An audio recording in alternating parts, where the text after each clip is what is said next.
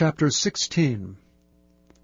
And when David was a little past the top of the hill, the servant of Mephibosheth met him with a couple of asses saddled, and upon them 200 loaves of bread, and 100 bunches of raisins, and 100 of summer fruits, and a bottle of wine.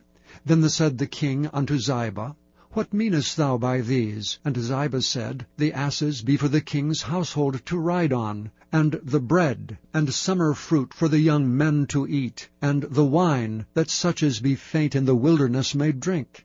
And the king said, And where is thy master's son? And Ziba said unto the king, Behold, he abideth at Jerusalem. For he said, Today shall the house of Israel restore me the kingdom of my father. Then said the king to Ziba, Behold, thine are all that pertaineth unto Mephibosheth. And Ziba said, I humbly beseech thee, that I may find grace in thy sight, my lord, O king. And when King David came to Bahurim, behold, thence came out a man of the family of the house of Saul, whose name was Shimei the son of Gera. He came forth and cursed still as he came. And he cast stones at David, and at all the servants of King David, and all the people, and all the mighty men were on his right hand and on his left. And thus said Shimei when he cursed, Come out, thou bloody man, and thou man of Belial.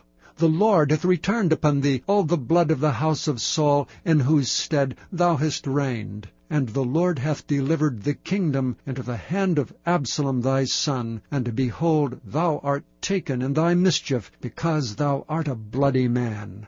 Then said Abishai the son of Zeruiah unto the king, Why should this dead dog curse my lord the king? Let me go over, I pray thee, and take off his head. And the king said, What have I to do with you, ye sons of Zeruiah? So let him curse, because the Lord hath said unto him, Curse David.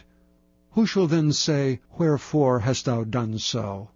And David said to Abishai and to all his servants, Behold, my son which came forth of my bowels seeketh my life.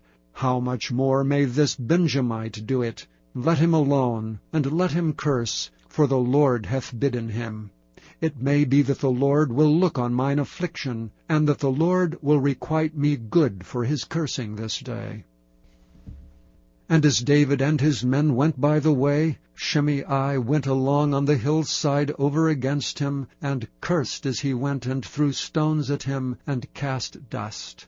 And the king and all the people that were with him came weary, and refreshed themselves there.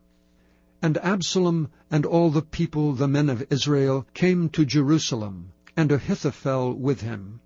And it came to pass, when Hushai the Archite, David's friend, was come unto Absalom, that Hushai said unto Absalom, God save the king! God save the king! And Absalom said to Hushai, Is this thy kindness to thy friend? Why wentest thou not with thy friend?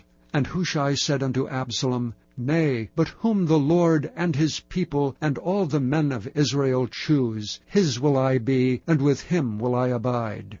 And again, whom should I serve? Should I not serve in the presence of his son? As I have served in thy father's presence, so will I be in thy presence.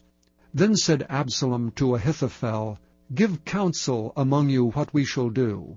And Ahithophel said unto Absalom, Go in unto thy father's concubines, which he hath left to keep the house, and all Israel shall hear that thou art abhorred of thy father. Then shall the hands of all that are with thee be strong. So they spread Absalom a tent upon the top of the house, and Absalom went in unto his father's concubines in the sight of all Israel. And the counsel of Ahithophel, which he counselled in those days, was as if a man had inquired at the oracle of God. So was all the counsel of Ahithophel, both with David and with Absalom.